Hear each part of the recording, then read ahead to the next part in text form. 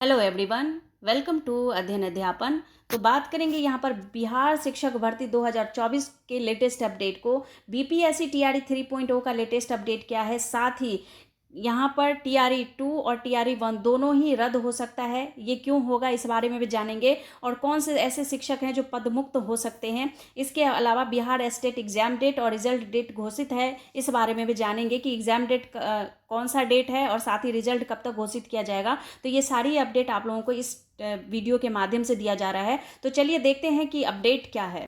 सबसे पहले हम स्टेट की बात कर लेते हैं। देखिए, 20 मई के बाद होगी एसटीईटी की परीक्षा को लेकर बिहार विद्यालय परीक्षा समिति जो है वो तैयार है। तो आप लोगों का जो एग्जाम है वो 20 मई के बाद कभी भी डेट आप लोगों को जारी कर दिया जाएगा। 20 मई के बाद कभी भी आप लोगों का जो एग्जाम डेट है वो घोषित कर दिया जाएगा। चुनाव की वजह से परीक्षा में देरी हो रही है और मई के आखिरी सप्ताह तक हर हाल में परीक्षा लेने का लक्ष्य रखा गया है। तो आप लोग बिल्कुल अपनी तैयारी में लग जाइए। यहाँ पर पूरी संभावना है कि मई के आखिरी सप्ताह में जो है आपका एग्जाम हो जाएगा एसटीईटी का। इसके बाद बात करें तो यहाँ पर परीक्षा में कुल 6 लाख अभ्यर्थी जो है वो शामिल होंगे और इसके अलावा जून महीने में जारी होगा रिजल्ट। तो आपका जो है मई एंड तक आपका एग्जाम हो जाएगा एसटीईटी का, और साथ ही जो रिजल्ट है वो आपका जून महीने में दे दिया जाएगा। इसके बाद जो भी अभ्यर्थी यहाँ पर एसटीईटी पास कर लेते हैं तो वो टीआरई 4 आपको पता ही है। यहाँ पर मैंने आपको इसके बारे में भी पूरी डिटेल मैंने आपको दे दिया था कि आपका कब एग्जाम होगा, कब आपका रिजल्ट आएगा। तो आप कह सकते हैं अगस्त में आपका एग्जाम होने वाला है और इसमें आप जो भी एसटीईटी एग्जाम देंगे, पास होंगे, वो इसमें फॉर्म भर पाएंगे। तो इसीलिए आपका जो यहाँ पर टीआरई 4 है इससे पहले ही आपका एग्जाम हो जाएगा एसटीईटी का, साथ ही रिजल्ट भी डिक्लेयर कर दिया जाएगा ताकि आप टीआरई 4 में भाग ले सकें और नए अभ्यर्थियों को भी सितंबर में मिलेगा मौका। तो इस तरह से आप देख सकते हैं सितंबर में दूसरे चरण की भी होगी एसटीईटी। तो जो अभ्यर्थी अभी एलिजिबल नहीं है स्टेट के लिए, फिर से सितंबर में दोबारा से आपका एसटीईटी का एग्जाम लिया जाएगा, उसमें आप लोग पार्टिसिपेट कर पाएंगे। तो ये कुल मिलाकर आपके स्टेट से संबंधित जानकारी थी।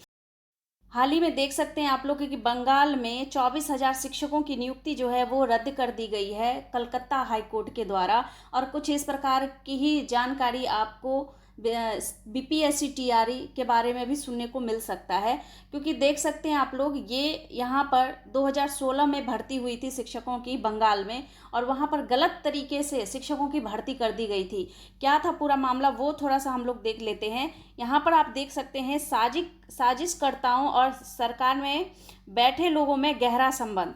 पीठ ने कहा कि यह सदमे जैसा था कि राज्य कैबिनेट ने फर्जी तरीके से नियुक्ति हासिल करने वालों को बचाने का फैसला किया, जबकि उसे पता था कि इन्होंने पैनल की अवधि खत्म होने के बाद नियुक्ति हासिल की। जब तक साजिशकर्ताओं व सरकार में शामिल लोगों में गहरा संबंध न हो तब तक ऐसा होना संभव नहीं था।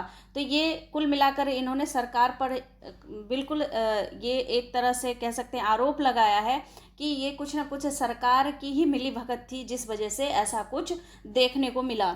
इसमें देख सकते हैं आप लोग कलकत्ता हाईकोर्ट ने पश्चिम बंगाल के सरकारी वित्त पोषित स्कूलों में भर्ती के लिए आयोजित 2016 की राज्य स्तरीय शिक्षक चयन परीक्षा के जरिए चुने गए 24,000 से ज़्यादा शिक्षकों के पूरे पैनल को रद्द कर दिया था, क्योंकि इस पैनल ने जिस हिसाब से शिक्षकों की भर्ती की थी वो ही गलत था।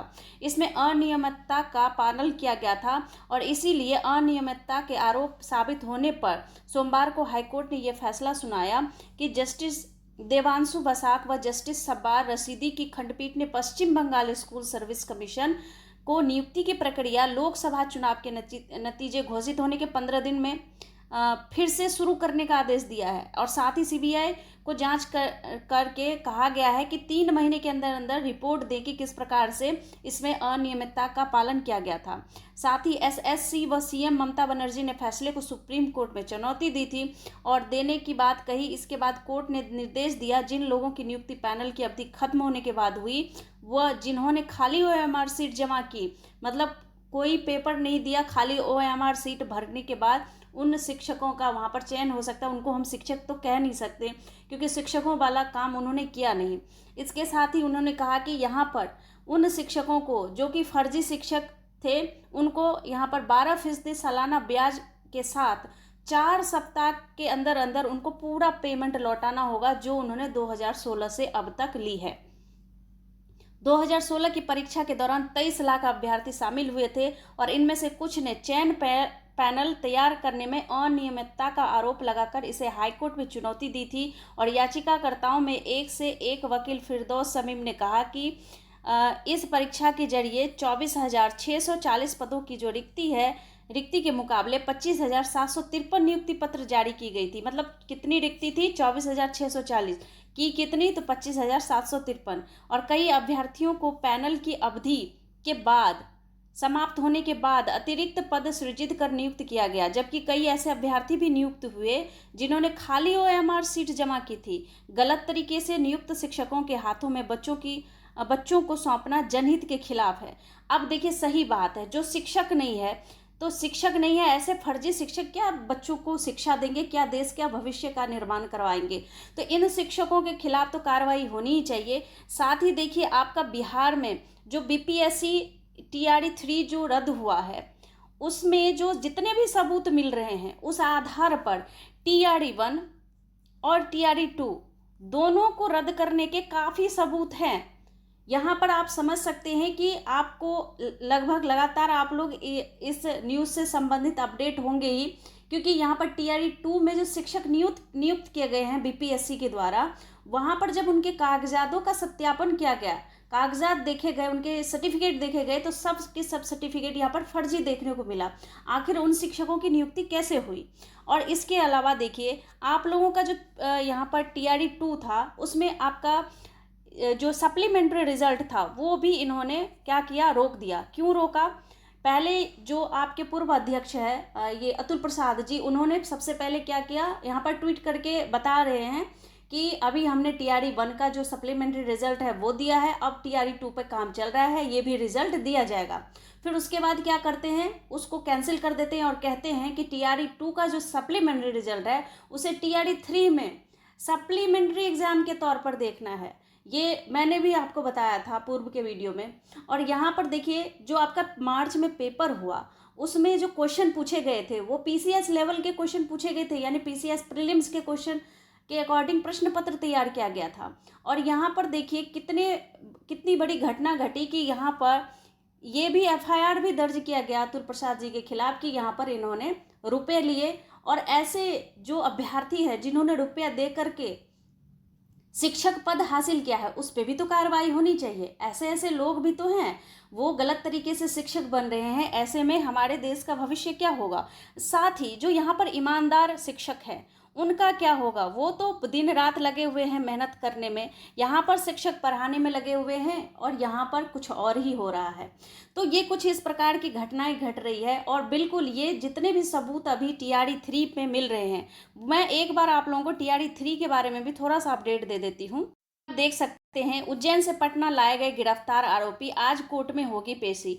मतलब जो आपका यहाँ पर BPSC TRE 3 है, वो पेपर लीक का जो कांड है वहाँ पर बताया जा रहा है कि 5 स्टेट से 5 राज्य से इसका कनेक्शन है। अब यहाँ पर देखिए, जो गैंग यहाँ पर काम कर रही है वो तो है ही, लेकिन इतने बड़े आला अधिकारी हैं, उनके नज़र से ये चीज़ें कैसे बच गई? मतलब कैसे ऐसे शिक्षक नियुक्त कर लिए गए और ये पास हो जाते हैं एग्जाम, और यहाँ पर क्या होता है, ये शिक्षक भी बन जाते हैं। बाद में पता चलता है कि इनका जो सर्टिफिकेट है वो फर्जी है। कुछ शिक्षकों की जांच तो यहाँ पर जो उनके कागजात थे वो बिल्कुल फर्जी बताए गए, और कुछ जो यहाँ पर गुप्त तरीके से जिनका सेटिंग किया गया इस एग्जाम में नियुक्त करने के लिए, वो सब अभी देखिए सब के सब शिक्षक जो है यहाँ पर बर्खास्त किए जाएंगे। और यहाँ पर लगातार जो जांच प्रक्रिया है वो चालू है, लगातार जांच चल रही है। आप लोग BPSC TRE 3 का जो भी एग्ज़ाम की तैयारी कर रहे हैं बिल्कुल करते रहिए। आप लोगों का एग्ज़ाम मैंने बता दिया है, सारी जानकारी आपको मैंने पूर्व के वीडियो में दे दिया था।